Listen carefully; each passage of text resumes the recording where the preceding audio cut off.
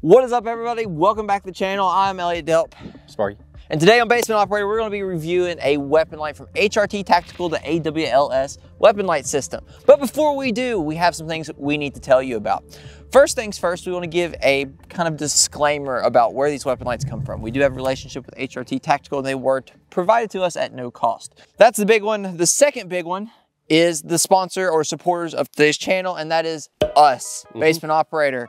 You can check out awesome merch over on the website at basementoperator.com. There you can also find our builds and all the other links and people that support us and our affiliates and whatnot. Stickers. So yeah, but big things builds if you want to see like what these are made out of. Next is, well, is that it? We don't really have any more supporters other than ourselves, so go buy some merch. So the HRT AWLS weapon light system. We've had these lights out on the channel for a long time, like probably over half a year. We got these when they very first came out. We don't do a lot of weapon light reviews just because, the market's kind of like flooded with them. There's not a lot of new stuff coming out, but the HRT is one of the newer options on the market. We use HRT tactical gear a lot. We were really big fans of their plate carriers. So they reached out to us to kind of get our opinions on these lights, and we have used them for, like I said, quite some time now. We've taken them to night vision course and got a lot of time behind them and have developed, I would say, a pretty solid opinion on the light. There's some constructive criticism that's going to be given in this video, and there's also a lot of good things to be said about it. A lot of pros, a lot of cons. So there are two weapon light systems. There is the full size version and there's the light version. You know how the App Store used to have like the light stuff? Yeah. They're kind of knocked down. So the full size version, there is one that uses an 18650 battery, and then there's one that uses an 18350 battery. One's shorter and one's kind of longer, like you see here. There's also the light version, which look exactly the same. They're just $100 cheaper and don't have as bolstered specs. The normal AWLS weapon light system runs about $300, give or take. So that's on par with like Surefires. Higher end stream lights. Yeah, mod lights, like the Cloud Defense, like the more expensive light brands. Whereas their light version runs about $200, which you're starting to push down into, like, I don't want to say budget light systems, because when I think of budget light systems, I like to think of like the Streamlight ProTac that's like 120 bucks.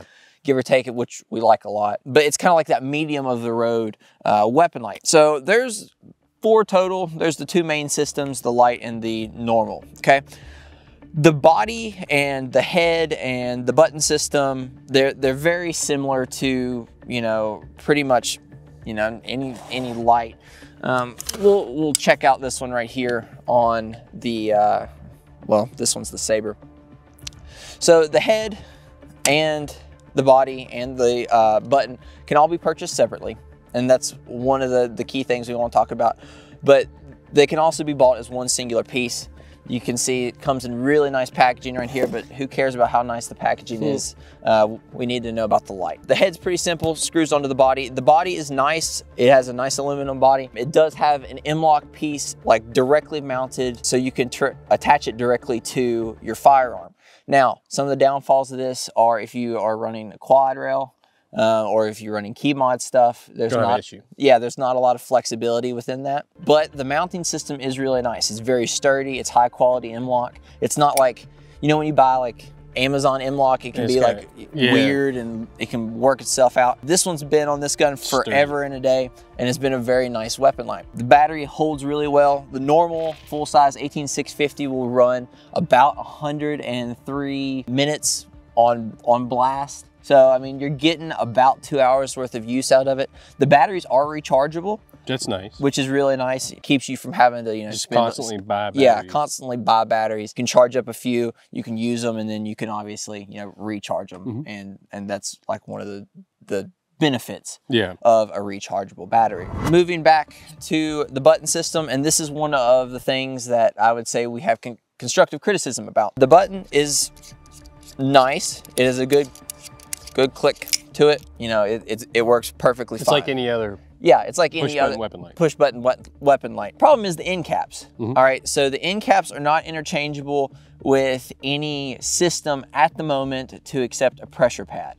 What you have to do if you want to have a pressure pad system for this is to buy an Arasaka body, an Arasaka M-LOK system, you know, mount, and then get an end cap. We've been using the Surefire. I mean, you could get a Unity or whatever you want.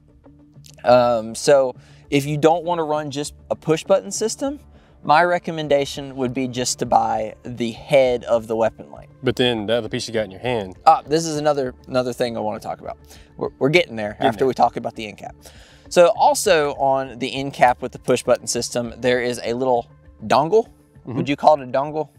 What's the actual name for it? What's the technical definition? Omnidirectional tail cap is what this little thing is, and I'm sure Hunter's showing it right now over the screen. But what it essentially does is it screws onto the back of the tail cap, and when you toggle it, in any direction, the light comes on. Momentary. Until you let go. I don't really know how I feel about this. When we were running the course, I would do a negligent light very often. A bunch of times. When you look it up, there's ways to stiffen it up and to... You can buy like shims for it that make it much stiffer.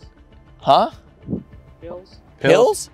The pills don't work on this one. No, not the blue ones don't work. They use like little shims that go in here that make this stiffer to where it's not as easy to press, but still like, it's nice. It's good and bad. It's good that you can easily turn it on when you need it, but it's bad because it's too easy. Yeah. You know what I'm saying? So, I mean, my recommendation when considering the HRT tactical light is to buy the head and then buy an Arasaka body, an M-LOK mount for the Arasaka body, and then buy your pressure switch of choice, whatever that may be. Now let's talk about the actual light and its performance. Thing is dang bright. Yeah, it is a very bright light, and when we're referencing this, we're referencing the full-size version, the advanced weapon light system, the most upper end one they have. Sparky, that one is the light version, so you did use the light version in the course, which it worked really well. Oh yeah, it did great. Did nice beam, you know.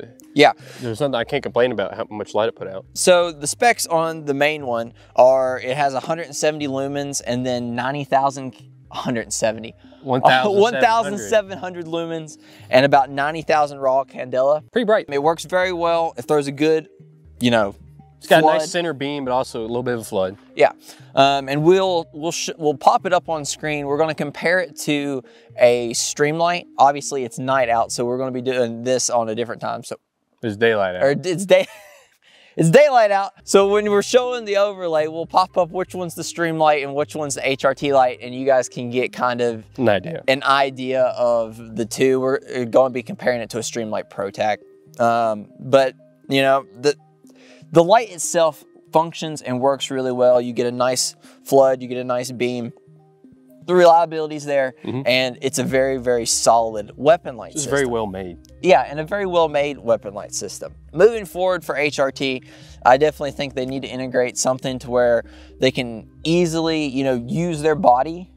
Yeah. And then add an aftermarket end cap. Or just make their own. Or just make their own end cap. I feel like if it was my company, I wouldn't want to send someone somewhere else. Exactly. All in-house would be nice. Yeah, but understand the issues with that, like developing their own stuff. I mean, it's no easy feat, so I understand that. Yeah. But if I was the one making it, I wouldn't want to have to send someone somewhere else to make my light more usable. You know, here... That's an example of what you got to do to make it. This is what you got to do, in my opinion, to make it the most efficient. Most efficient, exactly. So I have the Surefire pad. We're actually using the brand new Strike Industries cable management system. I don't have it on that one. I have it on a different gun over there. I really like the Strike Industries cable mounting system. It works really well. I mean, it's pretty flush. It's, you know, not as flush as your Ranger bands. Yeah. But it adds a nice little accent to it. And it does really good in terms of cord management within the system. And it's very versatile. Like if you wanted to run, if you have a lot, this little Picatinny piece can take up a lot, or it could take up a little, just depending on how much you need it. Because the slots on the inside, you see them there. Yeah, take up the cord more. We're running a Surefire end cap, and then, like I mentioned, the Arasaka and the Arasaka light mounting system both have ran very well. Actually, before getting into this, I didn't even know Arasaka had anything to do with lights. I thought they were all like optics mounts. Who knows? The more you know. And then we're using the HRT PSF K6 is what the head is, and I just know that because it says it right there. He can read. I can read, but I really like this setup. I think it works very well. The R socket I think was about 50 bucks. The other mounting system was 40 bucks. Hunter, you bought that one. That piece I lost, it was about 40 bucks. I just swiped the card. Oh, see. Okay. And then the Surefire pressure system was probably another $100 and some. Yes. So total investment. So total investment is about what you would pay for the light itself if you're getting the full-sized, high, big light. Yeah. Yeah. If it was me, I would, for now, until they, provide either a better body, or better in the sense that you can use different end caps and pressure pads, I would just buy the head. Yeah, exactly. I would just buy the head and then buy the aftermarket attachments if that's what you like. So like if you're one that likes to run the button, yeah, by all means just buy the light, because the button system in it works. The mounting system, and it works really well. It functions great.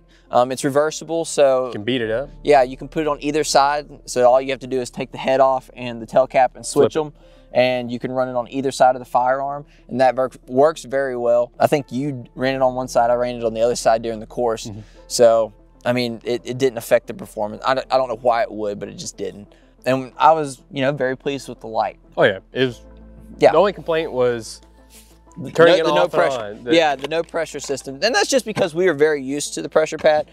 Some people like just button activation. Yeah. And if that's your thing, then by all means, run it. Run it, because it's a very good light. I just think the upgrades would take it a long way, and like you said, it would be better for HRT for them not have to send people off to get stuff. So. It just depends on the demand for it, because we might be in the minority on this. That might be the case. Maybe we're doing it from our experience, which that's what we do with everything. Take it or leave it. It's our experience. So maybe most people want it that way, but just preference. It is preference. So I think we're going to wrap the video there. We really appreciate you guys for watching. Make sure to hit the like and subscribe button. Make sure to go buy some awesome merch from basementoperator.com. There you can find links to HRT Tactical, and we send everybody to Optics Planet to pick up HRT Tactical stuff, because you get 7% off at Optics Planet. Adds up. Use code DELP. But check us out, and we appreciate everybody for watching. As always, take someone outdoors. Peace. Me flash you? No.